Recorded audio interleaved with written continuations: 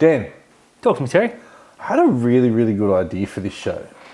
Just to take it to that next level. Go on. I watched the Super Bowl. Congratulations to the Kansas City Chiefs. Again, yep. Taylor Swift.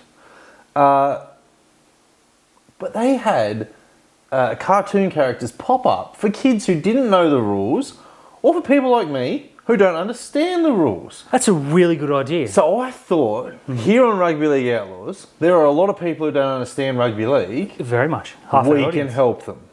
Also, like a Rugby League Outlaws for kids.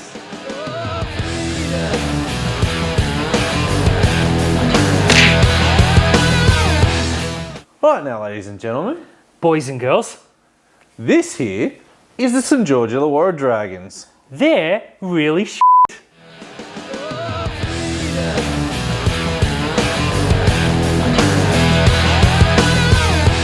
Hey everyone, welcome back to another episode of Rugby League Outlaws, brought to you by our good friends at Top Sport. Don't forget to like and subscribe. Dan, footy's officially back, baby. It's back and I loved every single moment of it, except when the Sharks were playing, as per the usual. Yeah, as per usual, we have this whole time to think about it, mull over Miss them, and then just as they rope, they give you a little bit of rope. They Up do. 12-0, they come back and get pants, but whatever. This is the real trial this weekend. Trials don't count. What did I miss? Look, I would argue that they do count, Terry. Now, I had this argument a few times, and as you guys will see when we host Super Duper Saturday, next Saturday, make sure you tune in for 3 p.m. Matt Elliott himself, who, has a bit of NRL experience coaching and playing, says that trials do matter and told us why. Make sure you tune in for that. But in terms of what we learnt from the trials, Terry, I know you didn't see a whole lot because you had more important things on. What's more important than rugby league? I would argue nothing, yet here we are. What I learnt was that rugby league is awesome. Mm-hmm. Herbie Farmworth's going to be great. Yep. That's about it, really. Mm-hmm. Look, Roger Tuivasa-Sheck was the star of the weekend for me. He came back, looked like he had missed a beat. I was a little bit worried, perhaps he'll ease in. And he said, nah. I saw a really great stat. Roger Tuivasa-Sheck had 114 running metres on the weekend, and in his last 6 games for the Auckland Blues, he had 118 combined. Yeah, so needless to say, he's back. He's back. He looked really good at centre. I think that's going to work. Yeah. It's going to work wonders. It was a fantastic weekend. No one's going to remember the results in a few weeks' time. Except Newcastle fans. Yeah, what I want to point out, though, is that there's 2 results that do matter. One is that South Sydney's B team beat the Dragons A team convincingly. Now, Matt himself said he only watched the first 40 minutes. That's all they care about because that was the full-strength team. They actually outplayed South quite considerably, but the result says they lose. And the second game, of course, is us losing huge to Newcastle because they'll hold this over us until we smack them when it matters. Absolutely. I just want to tell you what I learnt from the trials is that whoever scheduled South Sydney versus St George the night after the All-Stars game that denied us the biggest stars from South Sydney to play in the Charity Shield need to be fired. That game is the marquee pre-season game. This is the game that all the neutrals will watch because there is a trophy on the line. There is a shield. Legitimate bragging rights are on the line, and St George went in near on full strength, and we had to watch South Sydney play without Latrell, without Jack Whiten, Cody Walker, obviously injured, and Damien Cook rested. Yeah. How did they get that so wrong? Can I play devil's advocate? No. I'm going to anyways. Okay. The Charity Shield's typically played in the second week, so both teams are full. Souths are actually in Vegas already, and I don't know if you've seen the teams, but there's no one. They're sending everyone to Vegas is where I'm going with this. It's New South Wales Cup. I understand why they did it. It is a huge shame because, as you said, that is the marquee fixture of the trials. Don't think it... Played a week earlier then. Look, yeah, if they played it last week, I would have been okay with it. Souths did play, and they played quite well too. I'm okay with it, but I know exactly where you're coming from because that game was not worthy of even a pre-season trial. But then I'll say this to you. The Charity Shield is more important than a smash and grab in Las Vegas. Yeah, I agree with that Yeah, 100%. absolutely. I'm not a big fan of Vegas, but mate, I enjoyed it. There were a few injuries and stuff. We'll sort of skip over that, maybe talk about it a bit later. But for me, Terry, the big talking point came in the Warriors game where a player was sent off. Previously, in trials, a player who's sent off or sin bin can be replaced straight away. Mm-hmm. I remember this, but I didn't really think much of it, and I wasn't expecting a player to come on. Again, I want to play devil's advocate. They're playing for $100,000. You've got to treat it with some level of seriousness. I know they're trials. Results don't matter. If you're going to put that much money on the line, you've got to play to the rules. And it was as clear a send-off as you'll ever see. They got it exactly right. And I would argue that the Warriors should have played at a disadvantage. Now they got time. They played, 60 minutes with 12 men? That's a good trial for them too. I hear you on that because it's the same as any sport. If it's a friendly in the EPL, if it's a preseason game in the NBA, if you get a red card, you're off. If you get 6 fouls, it's the preseason, you can keep playing. No, it doesn't work like that. I read something that said if it's a send-off in a trial, you should play without the man for 10 minutes, and then that player can't come back on, but you can replace him at 13 on 13. No, as you've said, this is a preseason tournament. This is for money.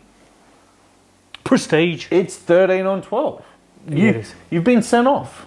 He has. You can't reward them because he was a player who, I can't even remember his name, full disclosure.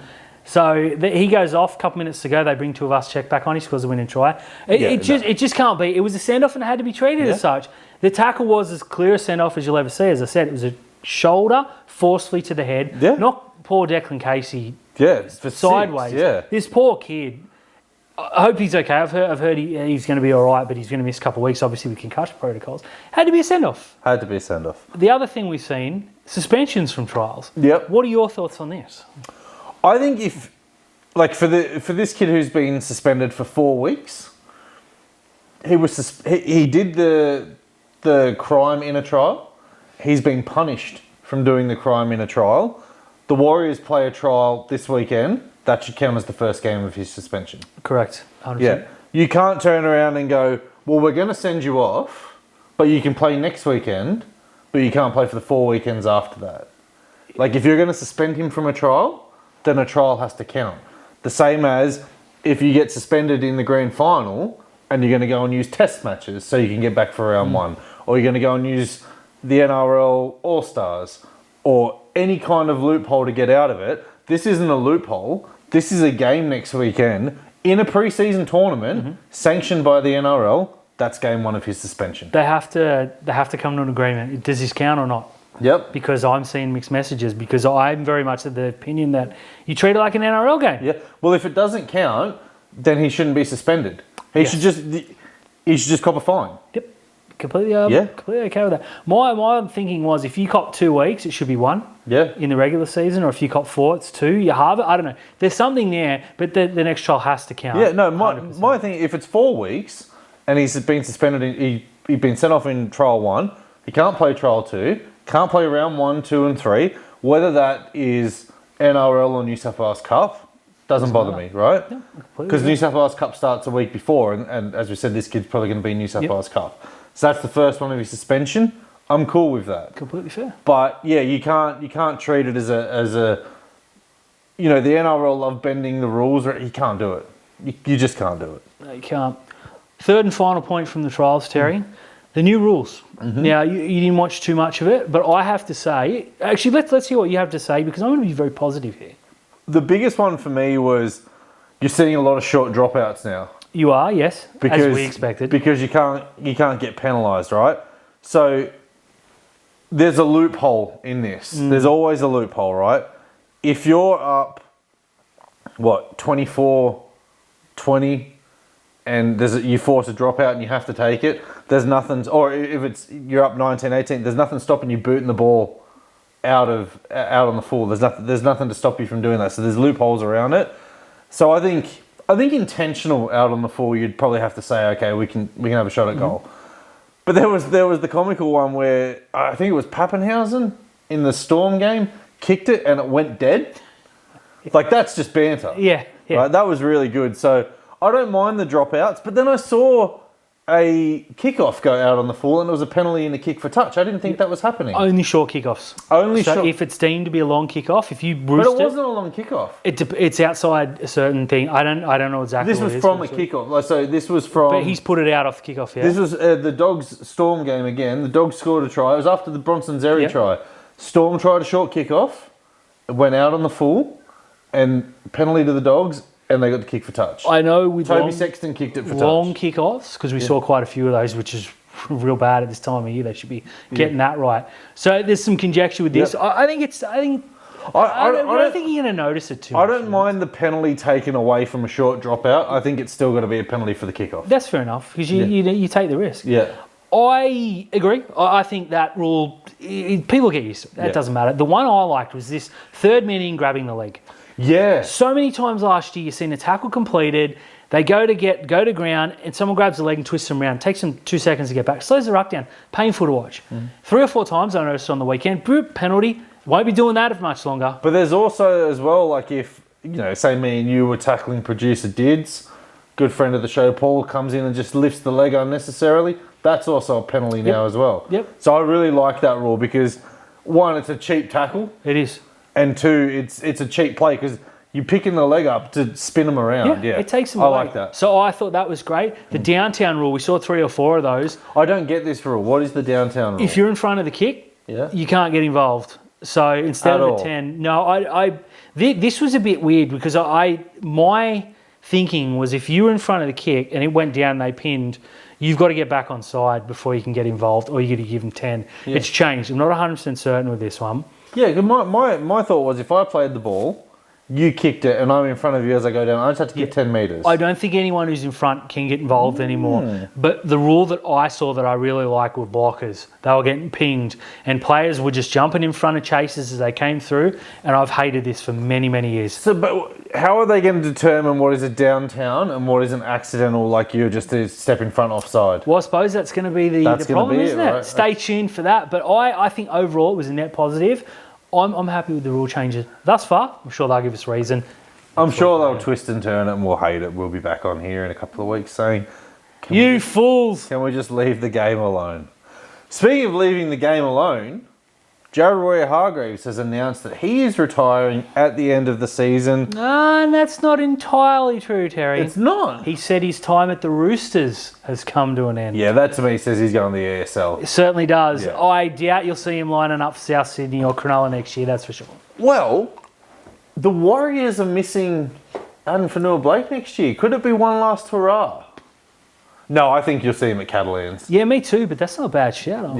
He's been linked at Catalans for a very, very long time now. St Helens as well, poked their nose around a couple of years ago. I think it would be great to see Jared Royer-Hargreaves go and step into that Fanua-Blake role for 1 year. Yeah. If they lost Addin Fanua-Blake but replaced him with, say, Jared Royer-Hargreaves and Braden Hamlin-Uele, I think, although you lose the player that is Addin Fanua-Blake, you're not losing too much in terms of leadership and experience. But I can't see him pulling on any other jersey apart from a Roosters one if he's in the NRL. Absolutely agree. Plus, I think him in the ESL is going to be terrifying. Awesome. We saw Franklin Pele, career reserve grader, come in and get sent off within the first couple of minutes. Made a beautiful tackle. Levered this bloke and then just went in and just UFC'd him right in the face. Speaking of beautiful tackles, Tarek Sims. On George Williams. See, these players go over there and they grow another leg. Obviously, they get the rejig, the money, change of lifestyle. Jared Royer-Hargreaves at the Super League, sign me up. I think it's great. Can the last one how the Roosters, though, turn the light off? This is what 5 or 6 they've lost. Yeah, this now, though, is very frightening because the Roosters have got some money to spend. Genuine money, not money. Genuine, like Suaalii, Manu, Crichton, and now Jared Royer-Hargreaves. Pretty much anyone who's off contract is going to go to the Roosters. And this now helps them keep Terrell May as well, which is very disappointing. Which sucks, but I like it because we're seeing a bit of a changeover at Bondi, but I'm also fearful because you get the feeling that if, say, Nathan Clear were to say, I'd have had enough of playing under my dad, where I'm going to go, the Roosters are going to have millions of dollars. So God help us all. The first player who turns around and goes to their player agent and says, I'm really unhappy here, they're just going to turn and go, well, we know the Roosters have got some cash. How about the red, white and blue next year? Now, Dan, there's another rule change that we didn't speak about. Another rule change. But this is happening from round one. I think this is a rule change that you and I can get behind. Every field goal is going to be reviewed by the video referee. Mm-hmm. I like this because, and this is every field goal, this is missed or made. Because a couple of times, especially in Golden Point games and in finals games as well, you see that the referee's too scared to call a penalty. And call it as it is. Yep. The referees are too scared to call a penalty because that'll that'll determine the outcome of the game. So now basically what the referee is saying is, well, here's a field goal, but Johnny, make sure that they were onside or there were no blockers or whatever. So I like this. The thing is though, is you can't let it be like a try where you've got to go over 4 or 5 different replays. You can tell if there's a blocker. You can tell if someone's offside. Mm-hmm. You've just got to make the call. I love this rule change. I saw a lot of negativity online saying, it's going to slow the game down. Well, it's not, because you don't kick field goals in the 5th minute. Yeah. Typically, they come in either golden point or leading up to golden point. So if you don't have an extra minute to check something to decide a game, well, I'm sorry, you're living in the fast lane, slow down. But and as you said as well, at the time when a field goal is taken, inside the last 5 minutes for every scoring play, the clock goes. Yeah. So the minute you score a try, inside the final 5 minutes, you see the referee blow, and then he goes like that. It's just going to drag out a couple of minutes, which I'm fine with. Because so many times last year we saw 2 exact same things. Oh, that's a penalty, but that's not. Yeah. And you're banging your head. Now, of course, that's still going to happen because interpretations, people's opinions are different. But when you got 3 replays, now you should be deciding the same thing should be made every time. Should, won't be, but should. I think this is great because when the game's on the line, if I'm a referee, play on.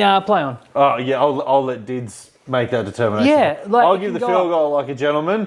Dids can make the bad call. it can go in. So I think they've got this one right. And I love jumping on a bandwagon of saying, what are we doing this for? Vegas, cough. This I love. Yeah, this is perfect. This needed to happen years ago. It did before we got knocked out of the semi. Yeah.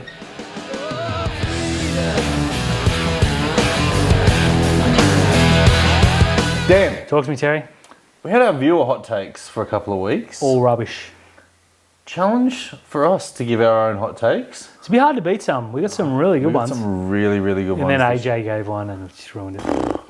I'm going to let you start. Oh, well, thank you. This is your segment. You love a hot take? Yeah, I do. I love a hot take. Yours will be rubbish. And I'm going to... I've got enough friends.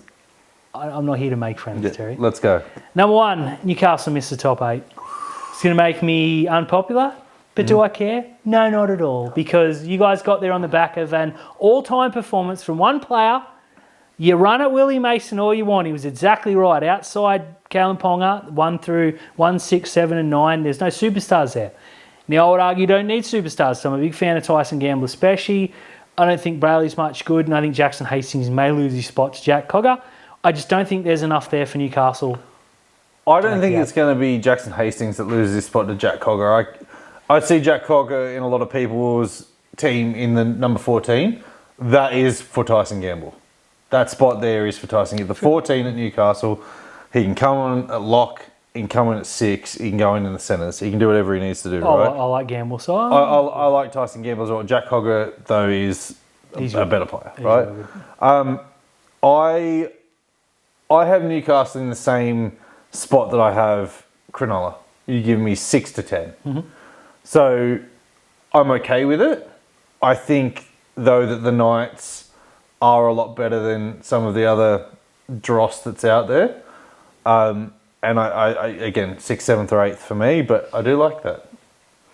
My first one, the Gold Coast Titans will not improve under Des Hasler. Not even a little bit? Nah, he's washed. Okay. Yep, done. Washed.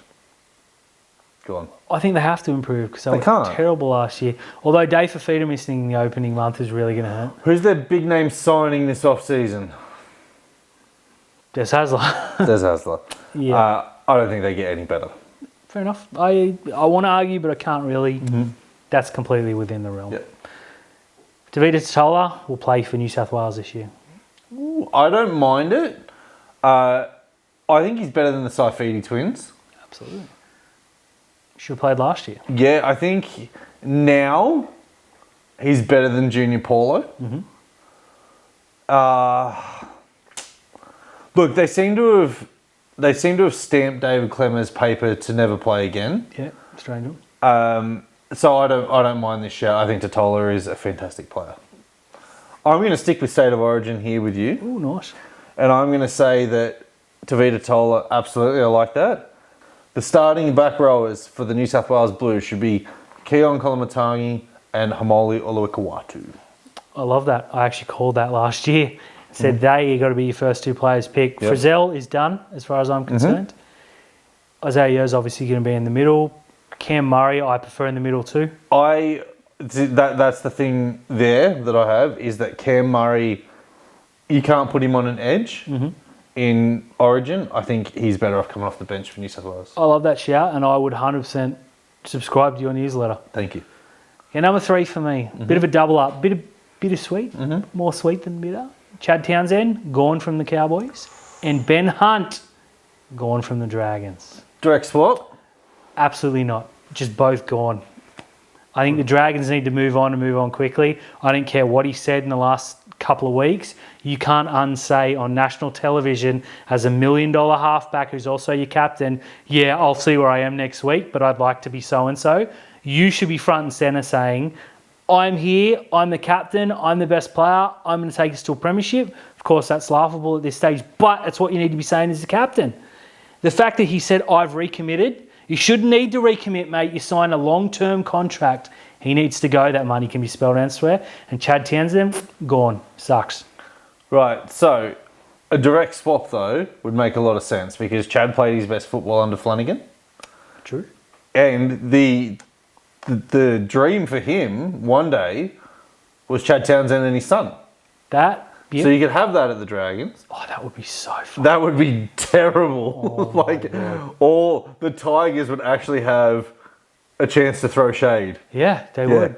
And Well deserved. in the meantime, Ben Hunt makes a lot of sense for the Cowboys. He does. He improves them, and it gets him out of a place where he very obviously doesn't want to be. Yeah, I don't think he wants to be in Townsville either, though, so you'd probably just hear him crying He again. does. He wants to go to... I want to go north. Send him way north. Yes, send him... Like, PNG have got a all team the coming. way north. I don't mind that one. Number 3 for me, Joseph Suali'i should be the player to miss out if everyone is fit at the Sydney Roosters. No, I should have saved that for last, shouldn't I? Yeah, that's red hot. Looking at the way he ran on the weekend, albeit in a trial, no. I don't care. Oh, no. Billy Smith is a star. Yeah. Joey Manu is a star. Yeah. Dom Young is a star. Yeah. And Tupou, I don't care what anyone says, like, he's father time. He still looks like he's 21. He does, and it's freaky because you think they kicked either corner, they got an advantage over anyone on any given day.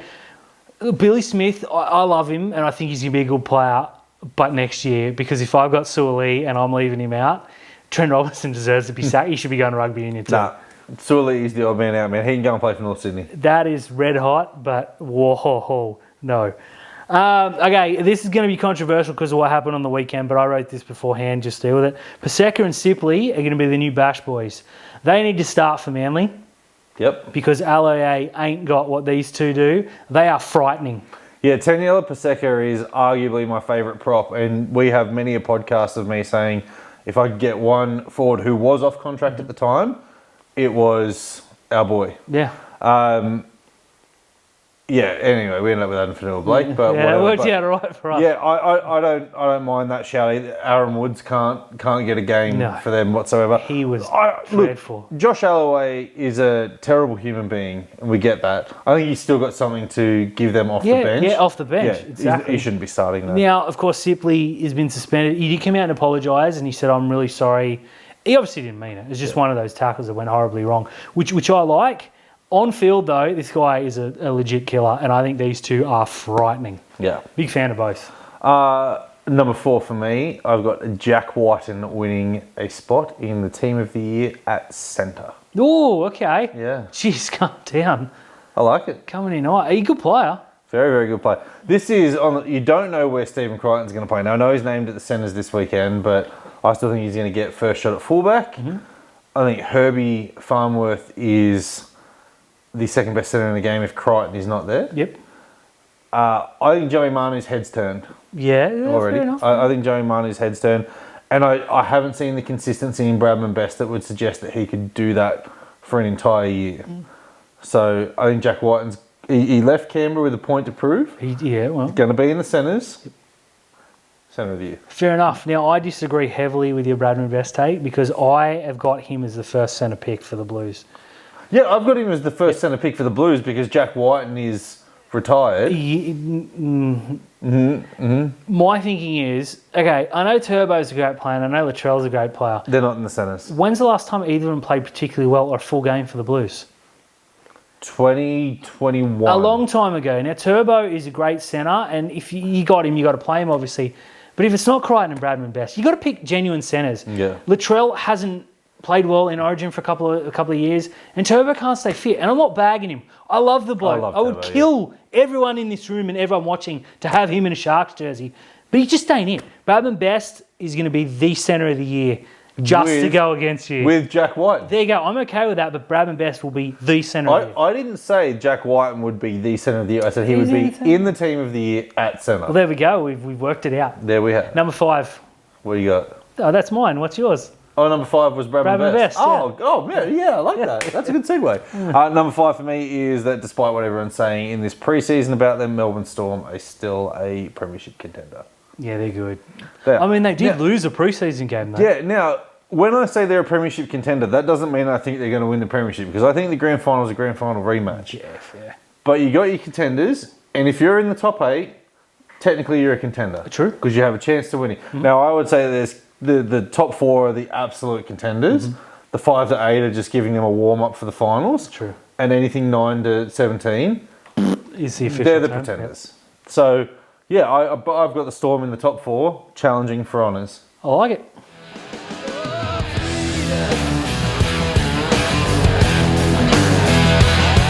Hey everyone, thank you for tuning to another episode of Rugby League Outlaws, brought to you by good friends at Top Sport. Great friends. Don't forget to like and subscribe, jump on the YouTube channel, give us a like, leave your comments. Some stuff. It helps with the algorithm, it gets us in front of everybody It does actually. Even if your comment is a smiley face, it all counts. Yeah, it all counts for us. Now, speaking of the YouTube. Yes, Saturday week. We're a week and a couple of days away from Super Duper Saturday. We've done some interviews that have to be seen to be believed. Dragons fans are going to like us for once, which is rare and not favourable. Newcastle fans need to watch the interview that we did with Nathan Ryan. My God. It was incredible. There's a lot of insight there, and he answered a lot of questions that I thought he was going to go, boys. Yeah. It was great. Yeah. I've got a couple of other interviews in the can. Got some more this week. We'll announce those on Twitter. Hope we've got a couple of players, ex-players jumping on. One has given me the next week. I'm just waiting for a time, so I don't want to go off a little bit early. I'm excited. This is going to be great. Please, if you can, jump ahead and like and leave a comment. Thank you to Luke who left a comment. If you can just leave something like, I'm looking forward to this. We want to trick some people into watching us, is what I'm going with this. Yeah. So please, I'm begging you, please like my stuff.